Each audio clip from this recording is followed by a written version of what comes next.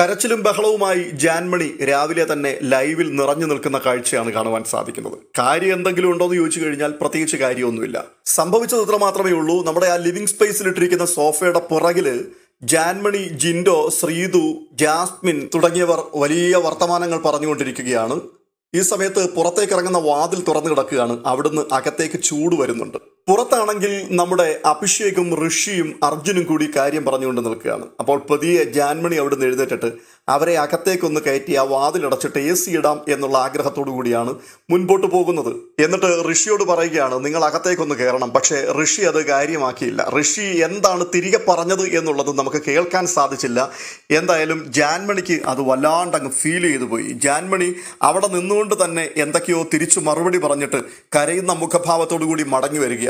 അപ്പോൾ ജാൻമണി അവരെ അകത്തേക്ക് കയറ്റുവാൻ വേണ്ടി പോകുമ്പോൾ തന്നെ യമുന അവിടെ ഇരുന്നുകൊണ്ട് പറയുന്നുണ്ട്, ഇപ്പൊ റെഡിയാവും, പോയതുപോലെ തന്നെ തിരിച്ചു വരും എന്നൊക്കെ പറഞ്ഞ് ചിരിച്ച് കളിയാക്കിക്കൊണ്ടിരിക്കുകയാണ്. അതുപോലെ തന്നെ ജാൻമണി മടങ്ങി വരികയും ചെയ്തു. ജാൻമണി മടങ്ങി വരുന്നത് ഭയങ്കര ദേഷ്യഭാവത്തോടു കൂടിയായിരുന്നു. ഇപ്പൊ കരയും എന്നുള്ള രീതിയിൽ വരികയാണ്. കാര്യം അന്വേഷിച്ചപ്പോൾ ജാൻമണി പറയുന്നത്, ഞാൻ ഇവിടേക്ക് വരാനേ പാടില്ലായിരുന്നു, ഞാൻ വന്നത് തെറ്റായിപ്പോയി എന്ന് പറഞ്ഞുകൊണ്ട് പീപ്പിൾസ് റൂമിനകത്തേക്ക് കയറി പോവുകയാണ്. ആശ്വസിപ്പിക്കുവാൻ വേണ്ടി പലരും പോകുന്നുണ്ട്. ഒടുവിൽ ഋഷിയെ തന്നെ മടക്കി വിളിക്കുന്നു. അവിടുന്ന് സിഗരറ്റ് എടുത്തുകൊണ്ട് സ്മോക്കിംഗ് റൂമിലേക്ക് പോകുന്നു. ഋഷി അതിൻ്റെ പുറകിലേക്ക് പോകുന്നു. അപ്പോൾ ഋഷി പറയുന്നൊരു കാര്യമുണ്ട്, ഇതിനകത്ത് നിൽക്കുന്ന ആൾക്കാരുടെ മാനസിക സമ്മർദ്ദം എത്രത്തോളം ഉണ്ടെന്ന് നിങ്ങൾക്ക് ആർക്കും അറിയില്ല. പുറത്തുനിന്ന് വരുന്ന ആൾക്കാർക്ക് എന്തെങ്കിലുമൊക്കെ വിളിച്ചു പറഞ്ഞാൽ മതി. പക്ഷേ ഇവിടെ നമ്മൾ അനുഭവിക്കുന്ന ആ സ്ട്രഗിള് വലിയൊരു സ്ട്രഗിളാണ്.